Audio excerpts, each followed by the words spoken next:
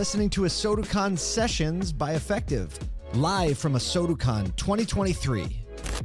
Thanks for tuning to another episode of ASOTU CON Sessions presented by Effectv. And we had a chance to catch up with Phil Gill, who's at Tom Gill Chevrolet, and you're the GSM out there. Obviously, you said you were in the Cincinnati market, so it's kind of cool to hear that someone's from the Midwest, same area as me. I'm from Northern Indiana. Okay, great. Spent a lot of time down towards Lexington, Columbus, that area too. Cincinnati, it's beautiful out there. So first off, thanks for joining us. Oh, I'm very happy to be here. Thanks for having me. So give us a real quick rundown of all the transitions you've had at Tom Gill Chevrolet, and of course, your last name is the same, so sure. So you were almost born into it, right? Right. Yeah, I literally born into it. Sure. My dad's whole side of the family is automotive focused, so sure. Once I made the decision to make that my career, I've had a few different roles. And started in the office. I'm an accounting information systems background, so started in the office, then got thrown into used cars. So you do have IS systems background. I do, yes. Okay. Yeah. And got thrown into used cars and ran that department for about 4 years, and Sure. then moved into the general sales manager position. And by title, that's kind of where I've been at the past 5 or 6 years now. Yeah, that's cool. And one of the things that you've done recently, about a year ago, is doing your buy center. So we'll get into that here in a second, but I'm actually curious. So growing up with that, coming into the dealership, now becoming GSM, how cool is it that you've been able to be a part of that, with your family, and continue on the next generation of that? Yeah, it's really meaningful, actually. So, my grandfather started the whole family in the auto space. So by a family standard, I'm third generation there. It means a lot to be able to work with my father on a daily basis and grow this dealership to heights that I don't think either of us really thought it could achieve. And my brother just came back from Denver to start in this store a little over a year ago. Wow. And so now he's getting into it. So it's really becoming a special thing, and something that I'm very fortunate to have. Yeah, that's cool. What would you say it is about your dealership that makes you guys different than other dealers in your market, or maybe even other dealers from around the country? Yeah, I think there's the intangibles that are things like our culture and the people that we have there, Sure. that we put a lot of effort into. Yeah. But experience-wise... Interesting. So you say you invest a lot in your people, and that pays off, huh? It does pay off. Imagine that, right? Yeah. Surprise, surprise. Right. And...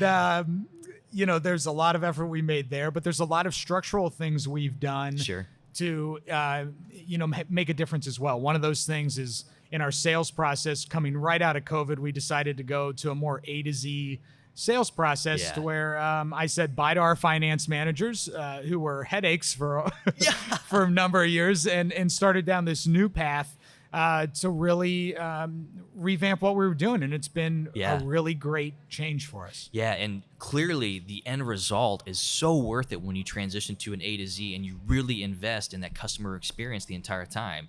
Now, one of the things you said, obviously that was within the last couple of years that you made that transition. What was the hardest thing about going through that transition and getting rid of finance managers or transitioning them to something else? Yeah, one of the, honestly, making the decision to do it was probably the hardest, right? Because you're going into something you're not really comfortable moving into necessarily, right? It's like, something you've never what's done going to before, happen? right? Yeah. And, once we made that decision, I think we did a really good job, and my team did an excellent job of being prepared for it, to where it wasn't super painful, but I'm not saying there hasn't been pain, and I think some of those pain points have been getting down our process to where it's more streamlined with the customers, making sure our product specialists can really speak to the paperwork they're having customers sign, really do a good job of presenting a menu. Some of those hard skills that you just have to learn. But it's been really great because it's sped up our sales process. It's actually increased our F&I numbers. And then the customers love it. They're shocked when they don't have to go back to another office to finish their deal, right? Yeah. And I'm sure you've heard the stereotypical name for the finance business office, the box. The box, yes. And that's like a curse word around here, Right. And it's cool that you guys have been able to transition and make it in one unique experience, from the A to Z part of it with one person. Because to a customer, it makes the world of a difference. Yeah, and it really does. And the nice thing that we also did, which was kind of a carryover, was they handle the internet lead as well. So that customer is truly working with that same person from their first interaction with our store till basically they go to deliver. We do have delivery specialists that know the car inside and out, so that frees the product specialist to go back to doing what they're great at. But that whole kind of, there's the omni-channel from the technology you're using, but we've kind of transitioned into the omni-channel of the person you're working with as well. And so you talk about really knowing where the customer is at and engaging that customer in the experience. It makes it way easier because there are no questions. It's just from one medium to the other. Yeah, so now I got to ask you, Phil, one of the things we talked about before we started rolling was that you guys recently came with Tekion. Do you guys use Tekion for your CRM and your DMS, or do you have a separation there? Yeah, so we're not with them on CRM just quite yet. We're drive-centric for CRM, but we are with them on our DMS. And I'll have to say, the technology stack there is really impressive. Yeah. And it's really helped with this From process. a guy with information systems background. Right, yeah. It's really helped with this process because everything can be e-signed. It connects right into Route 1, so all the contract pulls over. The integration's there. Yeah, the integration's there. You can do it on almost any device, so it makes it a really streamlined process for our people. It's pretty easy to use. And then if the customer's not there, we can actually share everything with them, and they can remotely sign all but 3 pieces of paper because the state law says so, right? For the whole deal. I mean, it blows my mind, and it definitely blows our customers' minds that they can actually do that. Yeah, that you can do that. And whether it's Tekion, whether it's other technology, I think it's really important on how it looks to the customer, but also to your internal processes. So the fact that you're able to save time using the same system without having to do duplicate entry, and you also have a salesperson, or a product specialist that's taking care of that A to Z side of it. So even if you add up like niceties and small talk, that could be 30 minutes of that entire experience that you're able to save just because you're not having to pass them off to somebody else. Well, for sure. And the efficiency comes in. I mean, you think about this. You've worked with a person for an hour, and they say, well, let me go think about it, right? Yeah. And they say, oh, you know what? Yeah, I want to move forward with it. Great. You don't even have to come back in. Let me send you all the paperwork. We'll have somebody deliver the car to you. And how much time does that free up for the product specialist? Because they don't have to waste all that time with the person coming back in and getting everything done. It's just, it's done behind the scenes. They can go on and let everybody else kind of manage the rest of that process. So it makes it really nice. And Phil, I think of so many situations where you might not even have the buyer and the co-buyer there, where you can at least remotely send the majority of those documents to help them save time. 100%. Whether it's a parent, whether it's a spouse, whether it's someone else that's going on the loan with you. Yeah, the time-saving part is nuts. Oh, it's insane. And it makes it very easy to do so. It's been something that we use more and more and more. Yeah. And it kind of, at some point you look at it and you're like, wow, I'm not seeing a lot of these customers back in the showroom or in the showroom at all because it just becomes that much easier to interact with them. But I think that's long-term wins for us because we're creating a convenient experience. Sure. How long did it take your team to dial in that experience for the remote signing? Yeah, so we had because it's a new beast. And it's a new beast. There's different value propositions, all that. Right. We were with CDK prior to Tekion, and we were doing e-sign stuff with CDK. So we were kind of used to that part of the process. You knew it existed. Right. The remote sign piece, we caught on pretty quickly. It took, when we launched with Tekion, it took about 45 to 60 days for our people to become comfortable with just the general in-store flow. But after that, I mean, the process for sending it remotely in the in-store is pretty much the same other than a couple different button clicks. Yeah. So once they had that down, well, now we just got to learn to push 2 more buttons and we're into the remote signing. So the transition of that was very easy. And now that we've got a process around that, it just flows. I mean, it's pretty easy now. Yeah. It's so cool where technology is growing, especially with, companies that are very forward thinking in that space. It's great that they're focusing on the customer experience.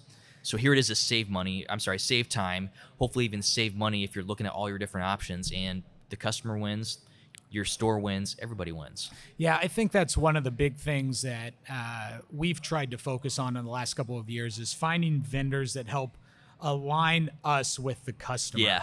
And I think that just goes a long, long way to where they're focused on improving customer experience, so we can easily improve customer experience, right? Yeah, Because sure, the Phil. technology is there to do so. Yeah, exactly. One of the things we talked about at the beginning of the episode was your buy center. Yeah. So give us like a quick recap. I know you said you started about a year ago. How's that going? What does that look like? How hard was it to do? How many vehicles you buy in a month? What's it look like? Yeah, so this is one of my most exciting things that we've done in recently. You're just a little passionate Yeah, about just it. a little passionate about it. I spent 4 years as a used car manager, right? So like exactly. a new way to acquire cars that isn't the auction is awesome, right? Yeah. So, we actually started working with David Long about a little over a year ago. I'm David Long's biggest fan, by the way. So he's great, and he's really helped us instill a process that helps us do this. But Yeah.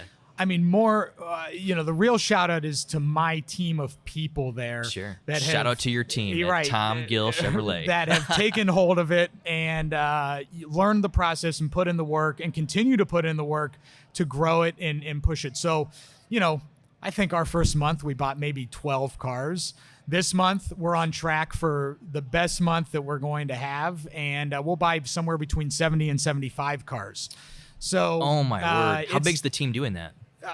we've got 4 people on the team. So Yeah. we've got 2 buyers, a manager, and then I've got 1 person who's more of a like BDC for the buy center. So just Sure. trying to get people engaged into the communications. But I'm just really excited about that. I can tell. Yeah. So One of the things that's really important is starting any new process, any new, cost center is not the right word. It's actually a profit center because of the fact you're able to acquire those vehicles. So when you're creating that profit center, how do you get buy-in from your team to do that? Because you said that's what made it so easy, is everybody was so bought into what you were doing already. Yeah, well, the one person that I put in charge of it right away, at that point we were exploring a couple different things, Yeah. and I called it a kind of our innovation labs, and I put one of our people named Mindy in charge. And Mindy is a great process person Sure. and a great student. And so I knew, like, hey, at least we'll do the thing we're supposed to be doing, right? Yeah.